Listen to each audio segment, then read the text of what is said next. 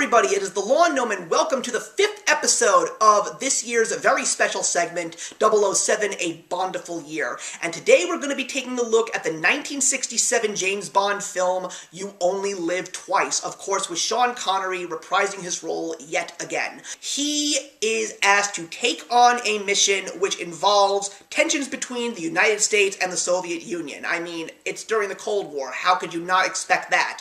And basically what is happening is their respective space shuttles, because of course this was during the time of the Great Space Race, their shuttles keep disappearing, and now they are pointing fingers at each other, and we are on the brink of nuclear war. So James Bond is sent by his crew, MQ and Moneypenny, to go over to Japan to team up with the head of the Japanese Secret Service, Tiger Tanaka, and his second-in-command, Aki, to try and figure out why this is happening, and more importantly, who is plotting all of these issues. And of course, it's no surprise, we finally realize that it is all the way back down to Spectre. But this time around, we get a little bit of a different thing in regards to Spectre. We finally, in this movie, see who is the number one, the leader of the operations, and it is Ernest Blofeld, in this movie played by Donald Pleasence, and it is the first time where James Bond officially sees the head of his rival right in front of his face. So this movie is definitely one of the most exciting and entertaining ones. I still don't think that it is as good as Goldfinger, but it is definitely in my top 5. Definitely one of the better performances from Sean Connery. It was amazing to see so much of Japanese culture as well as a massive Japanese cast. Although, to be fair, a movie like this one probably wouldn't fly, considering some of the things that James Bond has to go through in order to get to Spectre and stop them in regards to this plot, and that requires him to actually pretend that he is a Japanese man, so there is a little bit of cultural appropriation. Quite frankly, I didn't see anything wrong with it, but I know that there are people out there that are going to yell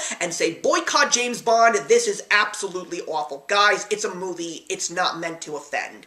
And considering the time that it was, the fact that we actually got a huge Asian cast and a lot of Asian culture thrown into this movie, as far as I'm concerned, in the right ways outside of the problem that I'm mentioning that wouldn't fly today, it is still great to see a movie made like that that takes place in 1967. This movie also has one of the best opening songs sung by the legendary Nancy Sinatra. There also are some really great highlights and some amazing action, beautiful set pieces. I also think that one of my favorite parts was Q doesn't actually show up at the very beginning of the film to give James Bond his gadgets. Rather, he shows up close to the end in Japan to give him his little airplane, which is absolutely hilarious. The jokes that are thrown throughout that moment are really, really funny. But the downside of this film, for me at least, is Blofeld himself. You know, you would expect the head of Spectre, the organization that James Bond has been hunting down ever since he first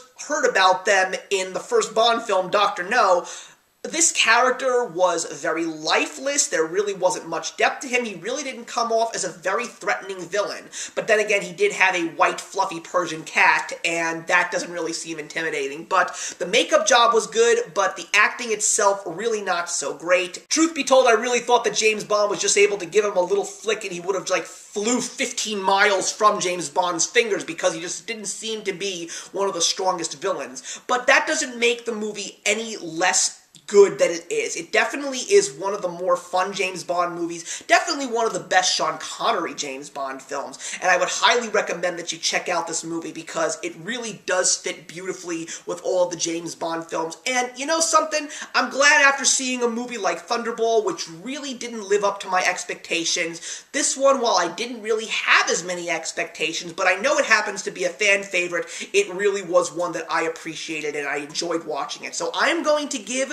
You Only Live Twice a 3.5 stars out of 4. So thank you very much for watching, everybody. Please leave your comments in the box below, and let's discuss You Only Live Twice, and I will see you in the next episode.